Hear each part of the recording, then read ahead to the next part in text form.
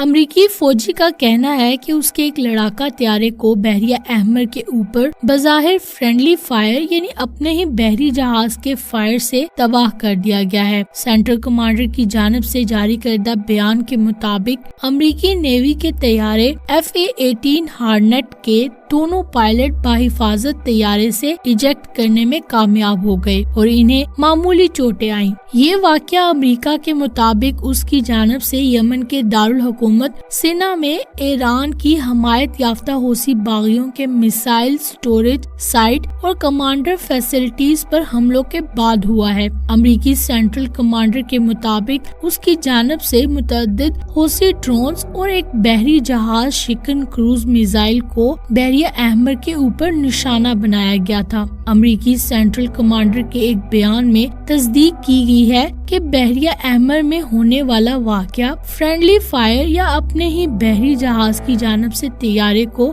غلطی سے نشانہ بنانے کے نتیجے میں پیش آیا۔ بیان کے مطابق بحری جہاز USS گیٹسبرگ نے غلطی سے FA-18 طیارے کو نشانہ بنایا، جو طیارہ بردار بحری جہاز USS ہیری ٹرومین پر سے پرواز بھر چکا تھا۔ یہ واضح نہیں ہے کہ جس طیارے کو مار گرایا گیا ہے وہ یمن میں ہونے والے فضائی آپریشن کا حصہ تھا یا نہیں تھا۔ اس سے قبل سینٹرل کمانڈر نے یہ بتایا کہ سنا کے اہداف کو نشانہ بنانے کا مقصد حوثیوں کی صلاحیت کو کمزور کر کے ان کے آپریشن میں خلل ڈالنا تھا، جو امریکی جنگی بحری جہازوں اور عام بحری جہازوں کو جنوبی بحریہ احمر، ابنائے باب المندب اور خلیج عدن میں انہیں نشانہ بناتے ہیں۔ امریکی فوج کا مزید یہ کہنا ہے کہ ان کی جانب سے حوثی باغیوں کے متعدد ڈرونز اور بحری جہاز شکن کروز میزائلوں کو بھی بحریہ احمر کے اوپر نشانہ بنایا گیا ہے۔ امریکی ایئر فورس اور نیوی کے اثاثوں کا استعمال کیا گیا ہے، جن میں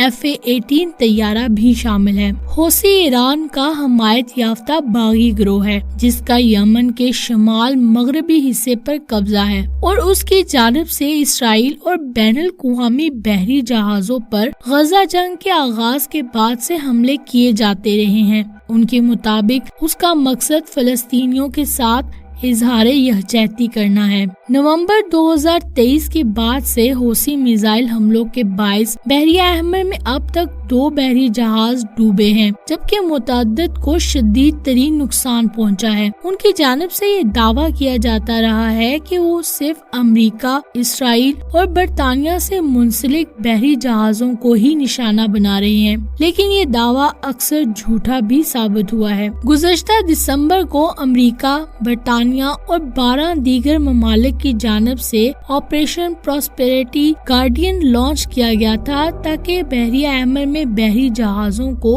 حملوں سے بچایا جا سکے۔ اسرائیلی فوج نے ایک بیان میں یہ کہا کہ وہ یمن سے لانچ ہونے والے ایک پروجیکٹائل کو مار گرانے میں ناکام رہا تھا اور یہ میزائل تل ابیب میں ایک پارک پر گرا تھا۔ اسرائیلی ایمرجنسی میڈیکل سروس کے مطابق اس حملے کے باعث 16 افراد معمولی زخمی ہوئے تھے اور اس کی وجہ آس پاس کی عمارتوں کی کھڑکیوں کے شیشے ٹوٹنا تھا۔ اس کے مطابق مزید 16 زخمیوں کا بھی علاج کیا گیا، جبکہ حوثی باغیوں کے ترجمان کی جانب سے یہ دعویٰ سامنے آیا کہ ان کی جانب سے ہائپرسونک بیلسٹک میزائل کے ذریعے ایک فوجی ہدف کو نشانہ بنایا گیا ہے۔ رواں ہفتے کے آغاز میں اسرائیل کی جانب سے ایک بیان میں یہ کہا گیا کہ اس نے یمن میں حوثی فوجی اہداف کو نشانہ بنایا ہے، جس میں دارالحکومت سنا میں توانائی کے انفراسٹرکچر پر متعدد حملوں کے علاوہ بندرگاہ پر بھی حملہ شامل ہے۔ حوثیوں کے زیر انتظام المسیرہ ٹی وی نے ایک رپورٹ میں کہا کہ بندرگاہ سلیف اور راس عیسیٰ تیل کے ٹرمینل پر حملوں میں 9 افراد ہلاک ہوئے تھے۔ حوثیوں کی جانب سے غزہ جنگ کے اختتام تک یہ حملے جاری رکھنے کا اعادہ کیا گیا ہے، جبکہ امریکہ کا کہنا ہے کہ اس کی جانب سے کیے گئے تازہ ترین حملے اپنے اور اپنے اتحادیوں کے دفاع میں کیے جا رہے ہیں۔